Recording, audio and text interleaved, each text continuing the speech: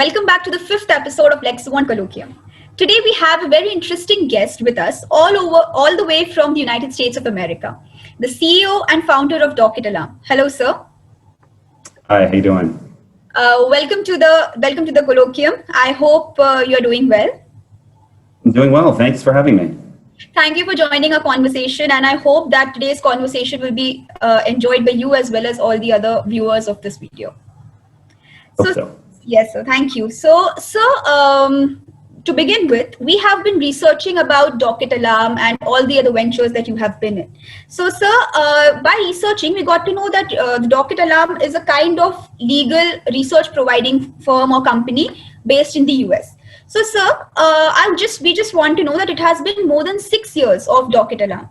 Docket Alarm has received more than many awards and many recognitions. So, how was this idea of starting something this unique and niche come to your mind, and how was this baby born in your mind about Docket Alarm? Sure. So, a little bit about my background. When I left school, I was an engineer for about 3 or 4 years. Yeah, right. And then went to law school and got my degree there and became a patent attorney. So I had technical experience as an engineer for several years. And then in law school, if you have technical experience, it's very common for attorneys to focus on patent law because it often requires some high-tech experience. So I basically was working at this large law firm. We were working on patent litigations across the country in a variety of different jurisdictions. And it was always a bit frustrating to me because, even though we were working on these very high-tech patent cases involving very sophisticated clients, a lot of the tools that we already had were not very high-tech. They required a lot of manual research. They required reviewing lots of documents just to get some basic information. And what I started doing on my nights and weekends really was, while I was working at the firm, was to start building tools and getting a team together to really build something that I thought would fit my workflows very, very nicely. And I started building them for myself, pretty much entirely for myself.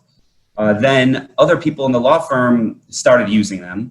Once they found out what I was doing, once they saw the reports that I was able to generate, they wanted to get access. And so then I had about 10 or 15 people at my law firm using the service. And then purely by word of mouth, I was still working at the law firm. I was still doing this on my nights and weekends. I got phone calls from other law firms. And this is probably about 1.5 years into when I started the company. But we got phone calls purely by word of mouth. These are other attorneys that were talking to the attorneys at my firm that they had heard about it, or maybe they were forwarded a report from somebody else, and they wanted access. So I got my first 2 customers that way, just initially 100% by word of mouth. And then there was some awkward period where I was working for the law firm and while kind of doing this on the side. And back in 2015, I made a decision to leave the law firm and focus on this fully. And since then, it's turned from a project that really was meant to serve just, one type of litigator or patent litigators into something that's much broader than that and can serve pretty much any type of litigator, regardless if they do patent law or, big cases or small cases. It's really meant for litigation attorneys and their support staff. Well, so that's really great to hear. So it's actually very convenient to say that a need can give rise to a lot of great ideas in our mind. So So your need to find everything in one place made you think of something that's unique and useful for everyone, for that matter. Yes, absolutely. I mean, in particular, I can go into some of the needs that we were focusing on. In particular, a lot of what we had to do as attorneys is evaluate a case and figure out how likely a case is to go to trial, how likely it is that you're going to win, how long it's going to take. Sometimes, if a case takes twice as long, it often costs twice as much. So being able to know how long a case is going to take or how long it's going to take for a particular judge to make a decision can be really important to your strategy and also to your client's expectations of how much the litigation is going to cost. And traditionally, to do that, you had to look at, if you wanted to give a client a sense of whether they're going to win or lose, and how long it's going to take, you'd have to go through manually case by case by case, find similar cases to your own, and kind of tally up how long each one of those cases took and how much and how often they were won or lost. And that's what I did as an attorney. This is one of the tasks that we had. A client would get sued. And the first thing the client wanted to know is, okay, how much is it going to cost us, and how long is it going to take? So answering those two questions, while very simple, are not simple at all. They're very complicated questions, and they require a lot of research. And what Docket Alarm was able to do is answer some of those questions. Maybe not fully. It's not going to be replacing an attorney or their analysis, but it can give them some very, very high-level data. For example, we can show you 1,000 similar cases and how long it takes for each one of those, on average, for those cases to proceed to trial. Yes. Or we can show you 1,000 cases and how often certain motions are won or lost in those cases.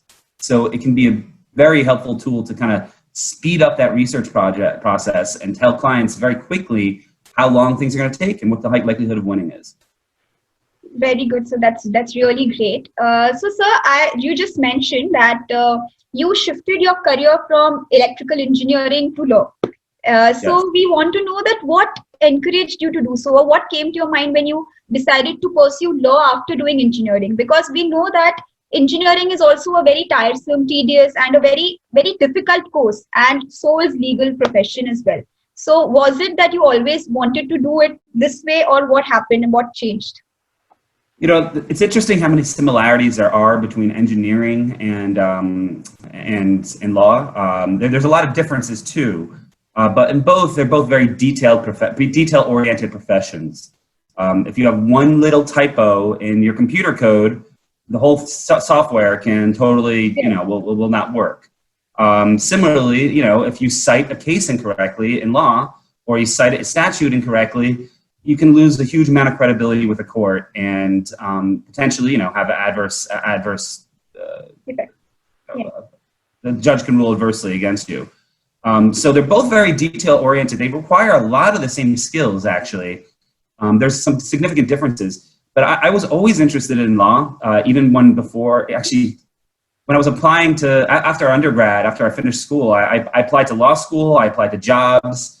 And everything. I already knew that being a lawyer was kind of an interest of mine, but I really want to focus on the technical side of things a little bit more. I wanted to get some industry experience, and I wanted to really understand how, not just the theory, but the practice of how software is built. Because there's pretty significantly, building software is quite different than thinking about building software. Right. I built up a good amount of experience there. I was there for about 3 years. But it's, the law, the complex questions that are raised by the law, the way that they affect our society, the way that, attorneys interact with the law as well as litigants interact with the law was always of interest to me. So I think it's fair to say it was always in the cards, but I have a strong passion for technology. So it's, I'm actually, I made the decision to work in industry for a few years first. That's great. So because in India also currently there are many students, legal students who have pursued engineering, computer engineering, and who have turned to the legal profession. So this niche area of technology and law is evolving, and I think it's going to be the future of the next generation, even we feel so.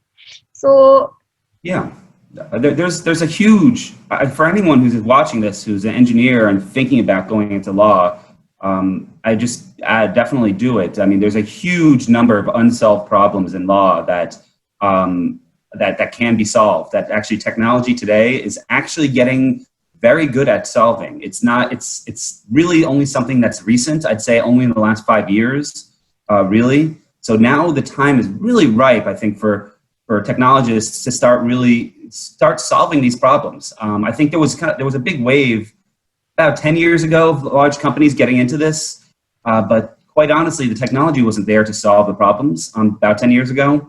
Now, with the natural language processing capabilities that are available now, with the AI technologies that are available now, there are quite a few problems that technologists can solve in the legal space that just weren't even available a few years ago. Correct. So, sir, focusing our focus to somewhere else, I'd like to ask that in 2008, Fastcase acquired Docket Alarm.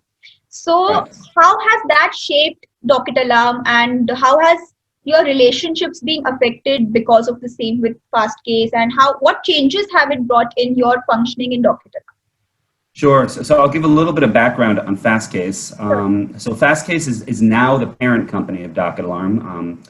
As Nikita mentioned, it was acquired in 2018.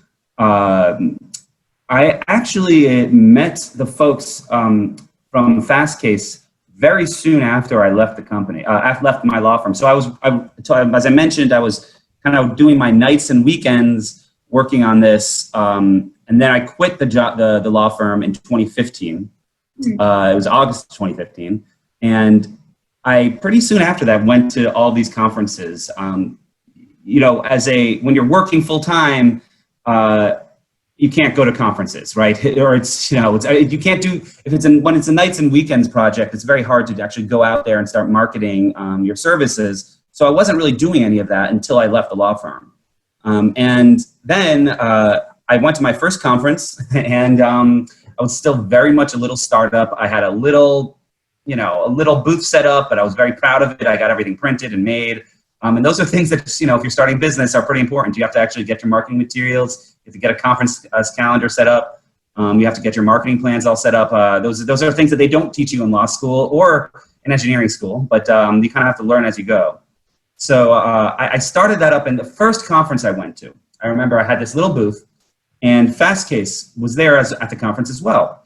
And they obviously, Fastcase, for those who aren't familiar, they have 900,000 attorneys on their system in the United States to do research services. And they largely target the smaller side of law. So the smaller law firm shops, the 1 and 2, 5-person shops.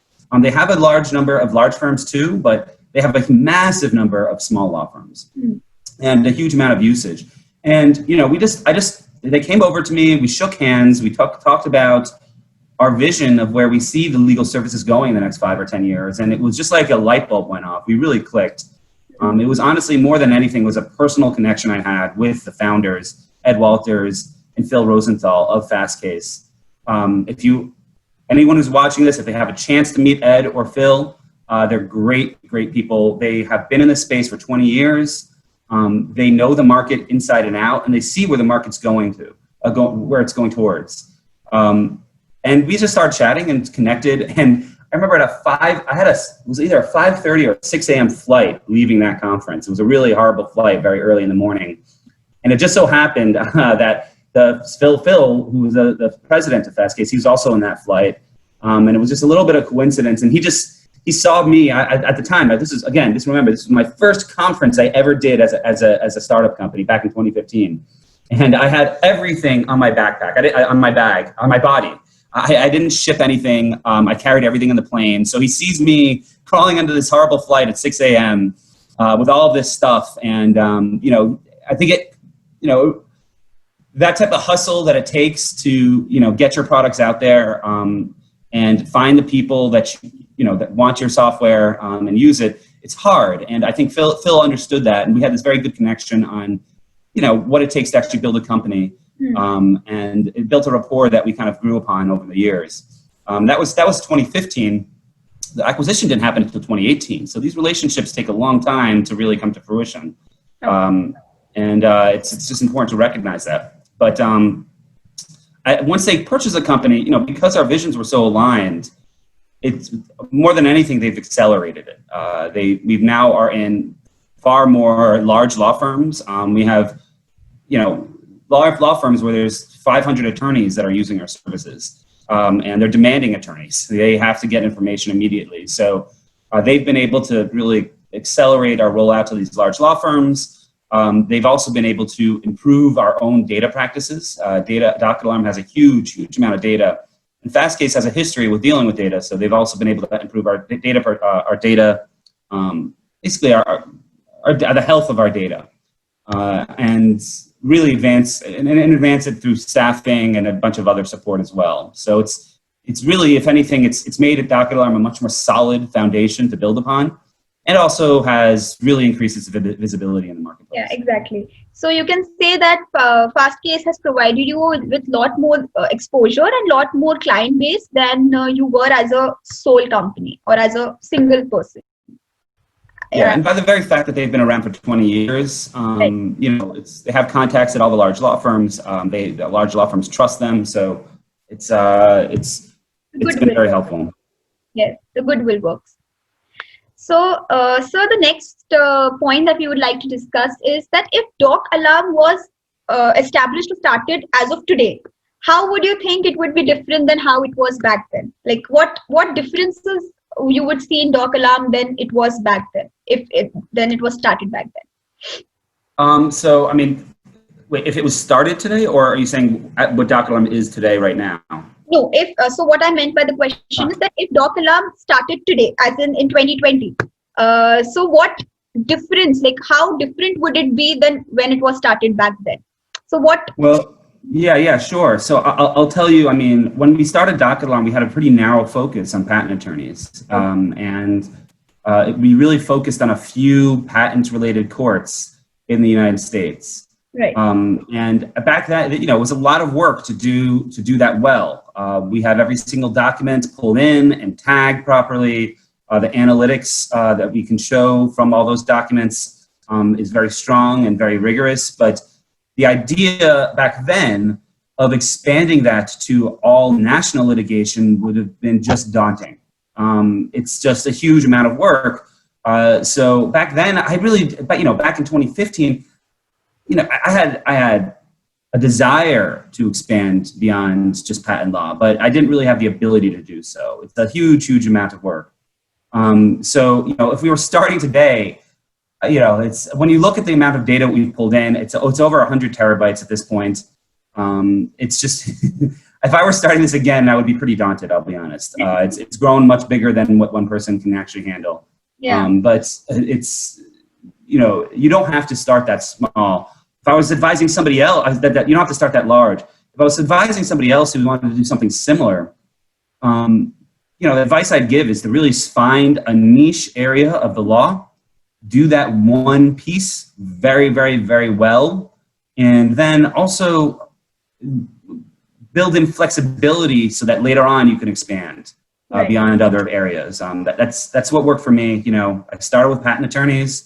I made them very, very happy. I did something that no one else could do. Yeah. And then, with the help of Fastcase and, quite frankly, a lot of time and effort, we've built it out to be something much broader that, labor and employment attorneys can use, criminal defense attorneys can use, you name it. And if you are in a courtroom, you can use Docket Alarm. Yeah. Right. Thank you, sir. So, now, since we are talking about Docket Alarm, we would like to know what are your plans about the future of Docket Alarm. So how do you view Docket Alarm in say a term of 5 to 10 years most probably, and do you have any ideas of like expansion beyond USA? Because legal profession everywhere is same tedious and same tiresome as it's in any part of the world. So a site or a thing like Docket Alarm will be beneficial for all the countries, to be honest. So are you planning on expanding it, or what is your future plans for Docket Alarm? Sure. So I put our plans, I kind of put them into three buckets. There are kind of three main areas that we really focus to expand upon. Number one is our content.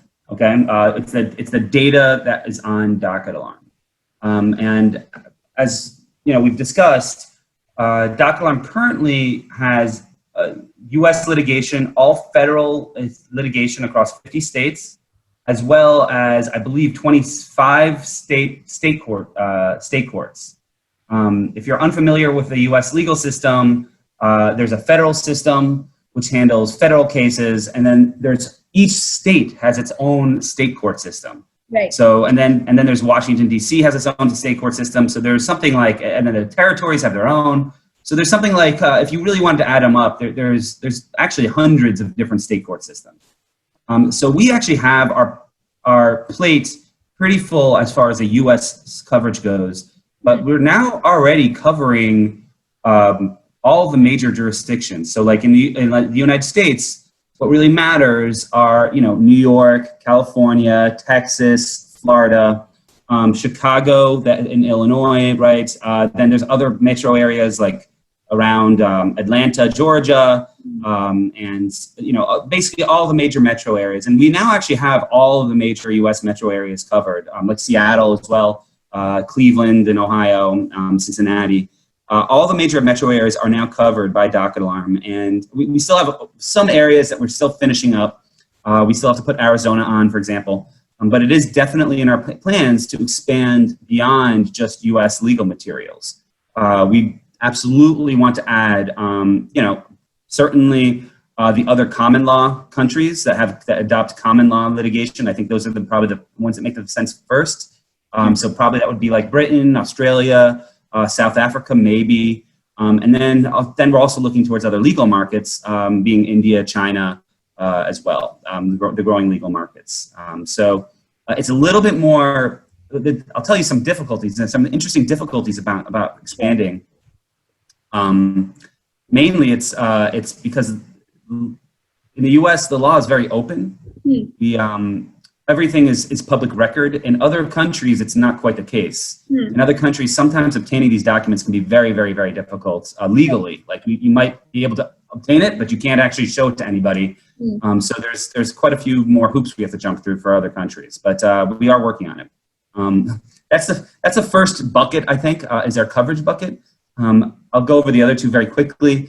The other one is our user interface. We want to make sure that our user interface is as fast and easy to use as possible. We put a huge amount of effort into making sure it's a very nice and easy to use interface with all the tools that attorneys would need. And then finally, our analysis is our last bucket. Analysis, basically analyzing lawsuits to figure out what is actually happening inside of those lawsuits so we can properly extract that information and tag it. And we recently made an acquisition. We acquired another company. They're also a very innovative company. You should take a look at them. They're called Judicata. And this is their main focus. Their main focus is analyzing, analyzing cases and extracting really high level information from them. And you'll be seeing a lot more of that coming out in the next 6 to 12 months. Wow, that's great. That's really great. So most probably these lacunas are going to be filled up as you go ahead with with your expansion plans and everything, because these are the things which there are loopholes and there are lacunas which might come and we can overtake it with the course of time. But the expansion should not stop as what everyone feels and hopes. So yes, you want to add something? Yeah, no, I think it's very common for companies to put out a product, especially in the legal space. The product works, it makes money, yes, and then they stop development on it. Okay, right. That's very, very common. And then for the first year or two, that's fine because it works and it makes money. But by year 3 or 4, it's already behind. It's behind the competition. So we continuously upgrade all of our products. Once we put something out there, we commit to maintaining it and building upon it and making it stronger and stronger. We have not stopped working on Docket Alarm, and we will not stop. Surely, sir, definitely. We are looking forward. Also, sir, in the light of the previous questions, correct us if we are wrong, that you are more specialized towards the IP section of law, and Docket Alarm also mainly kind of focuses a bit more towards the IP section of the law. And so what do you think that there are many countries whose IP laws are not yet fully developed? To be very precise, there are many countries for that matter. So what do you want to say about that, and how will Docket Alarm help those sections of maybe United States or those sections of the world where IP laws are not yet developed, which should be, because that is the current trend, or that is the times where the IP laws are more required for the whole world, because that's where the world is going currently. So, I mean, Docket Alarm, its roots are in intellectual property, but again, we're not that anymore. So we definitely, are a lot of tools that are built in that are very specific to IP attorneys, but these tools have all been extended.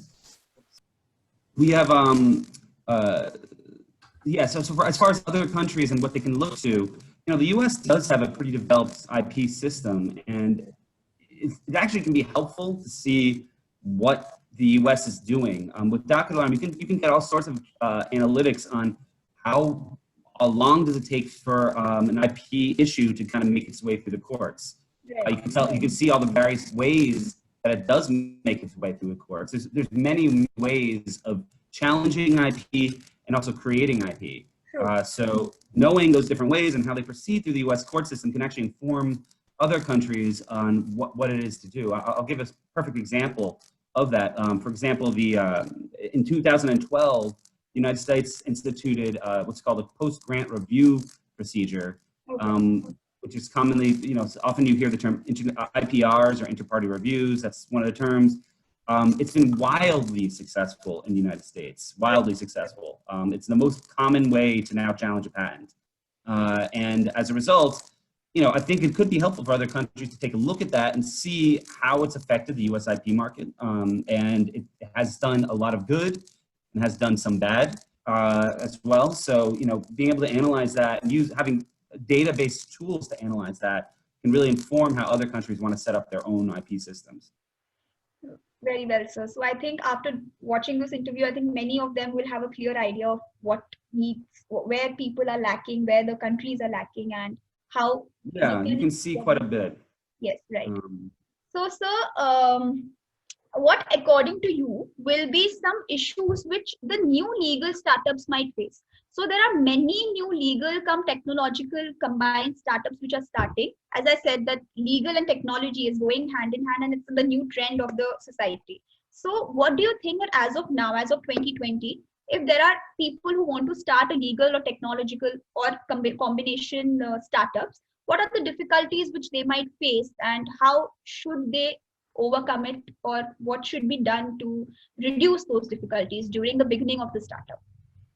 So, I would say, again, focus on a specific, it doesn't have to be a small legal problem. It can be a big one, but it has to be very specific. Try not to open it up to 1,000 different things. Try to be as specific as you can. And I think really, as far as the technology goes, there's a lot of opportunity in natural language processing. Law is, by its very nature, based on language, right? Judges, attorneys make arguments in their native language, and the judges actually have to respond to it in their native language. So there's a lot that can be done with analyzing what a judge is saying and what an attorney is saying to inform other attorneys on strategy. And if you can start extracting key information, for example, what is if one party alleges, some sort of misconduct, what are the best ways to respond to that?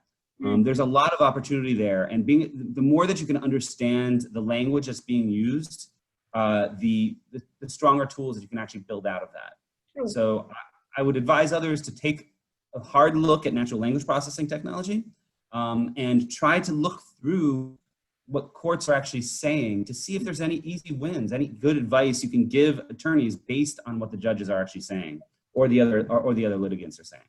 Exactly. Thank you so much.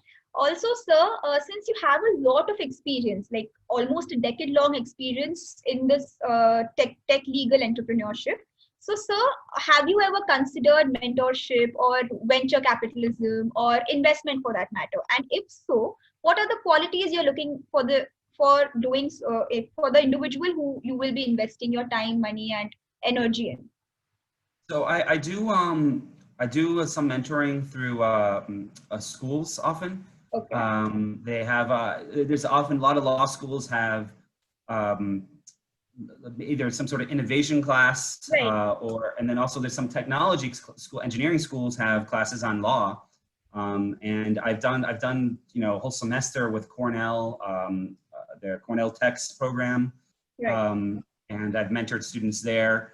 And also a lot of times I give one-off classes to students, and then I build relationships. I'll be invited to a law school to speak on a subject. And I normally, will have one-off conversations with students there and mentor them that way. So it's, so yeah, I do a good deal of mentorship, and I actually do try to take the time. I think, in this space, some skill, obviously knowing the law is very important. Knowing technology is very important. But sometimes persistence is the most important.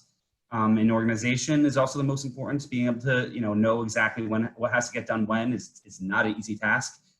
So people who have those qualities, I'm definitely happy to speak to you. It's really, if you want to get something started, it can be very, very difficult, very difficult. And the first few years of Docket Alarm were by no means a success. So it takes some time to actually build that up. And I'm happy to talk to anybody about that. Great. Our audience will be very happy to hear that. And there are many students actually who are planning to get into these, like law school students or maybe technological students, technology-based students. So they'll be really happy to know that there are people to guide them and to mentor them wherever it's necessary and wherever they find difficulties or problems. So also, sir, even though there are many tech legal startups which have gone ahead and worked really in success, but there are many tech legal startups which have also seen failures, and those numbers are more than the success numbers. So what do you think, and where do you think these startups go wrong, or what can be avoided by these startups? Because since you are one of the success ones, touch wood, but so what do you think that these the ones who are not able to perform that well lack in their maybe management, or maybe in their innovations, or maybe in their thinking, or whatsoever? So what do you think that they should improve on, or how they can focus their energy and thinking upon? So I think, at least initially, if you're starting up, and unless you have a very solid idea that is going to work, I would try to avoid taking as any money as you can, as much money as you can. A lot of the ways that startups fail is that they first take money, okay, and then they spend that money, and then they try to get more money, and no one wants to give them more money. Okay, that's the most common way that they fail. So how do you get around that? One way of doing it is proving to them over and over again that you're deserving of more money, and startups do that. That's why you always see, Series A, Series B, all the different funding rounds. They're constantly going back to the investors to try to get more money. And when you do that, you really do place yourself at risk. So, not needing money is a very, very, if you can manage to do that, definitely do it. Try to take as little money from others as you possibly can. Because, if you don't take any money from anybody, it costs very little to operate and keep a service up and running, and you can do it at your own time. The second that you take someone's money, you have to start showing projections. You have to start meeting those projections. If you don't, you have to have a very fast plan to change it around. You're under a lot more of time pressure, a huge amount of time pressure to really show results. So unless you're extremely confident that you can quickly get those results, I would avoid trying to take money. And then that's because that can really kill a business. The other thing I would really focus on is really focus on your users. Think about what it is that they do every day. Like, don't think about the problem. Think about what your users, what do they do when they get up and drink coffee and then they check the news? What do they do next? What do they do next? How often does your problem actually come up? Really, like, that you're trying to solve? How much are they going to be willing to pay for it? You really have to dig down deep in this and get behind the psychology of the users. What do they want to see on the screen when they're looking at this? Or maybe they don't want to see anything on the screen. A lot of attorneys hate looking at devices to try to understand, get information. So really understanding your users is key, as well as on the financial side, trying to take as little money as you possibly can get away with. Yes, sir. Right. So money is the quotient which may go wrong at times, and which may cause the failure of many of the people if they are not able to succeed in what they have decided to. So yes, sir. So lastly, we would like to ask that you have answered this previously, but still, what last advices would you like to give to the law students who are currently watching you and who are planning to go ahead and do something in the legal tech department and legal tech aspect? What advice would you give the students as of now, since they are currently studying, but they want to pursue this niche area of law in the future? I mean, I think the most important thing is to stay curious. Right. To focus when you see something that you don't understand and it doesn't make sense, ask yourself, why is that happening? Like, why do we need to do it this way? Right. Can it be done better? Ask yourself that 100 times a day. Every time you see something, ask yourself, why are we doing it this way? Is there a better way? Try to go back to how did it start happening this way? Why are we? Oftentimes it's historical. People do things because of the way it's done in the past. It's very, very common. So always ask yourself, why are we doing it this way? Stay curious, and sometimes you'll find there's no good reason why. We just do it because we always have been doing it, and those are the areas that are often very ripe for disruption. But you have to ask those questions, and you have to be very cognizant of what it is that attorneys are actually doing, and then trying to ask the questions of why they're doing it. And if you do that enough, you'll find good opportunities. Right. So according to you, the student should always be curious, should always know the reason to everything, and should always ask the reason. Yes, ask the reason. You might not always know the reason. Right. Sometimes there's no reason. Right. But you always should ask why, Ask the reason. You should be curious, and you should never leave your doubts unanswered. So this is. Yes. Yeah. So this is what will help them in their when they decide what they want in their future, as well as when they. And feel free. You can post my contact information. Happy to take calls with anybody. Always interested in talking about new folks starting up interesting things in legal technology. Definitely. So everyone will be happy to talk to you, and you already provided us with so much relevant information and so great words and advices from you. So thank you so much for being here with us. It was great talking to you, and surely our viewers and listeners are going to know a lot more about legal technology and legal tech aspect of law. And we hope that there are many people and many law students who are planning but are hesitant because the non-availability of references or people to approach to will now be able to gain some insights after seeing this, and will also be able to talk to you personally if they ever get a chance. So thank you very much. Thank you so much for your time, and hope you enjoyed this conversation as much as we all did. I did. Thank you very much. Thank you, sir. Thank you. All right. Bye-bye now. Bye-bye, sir.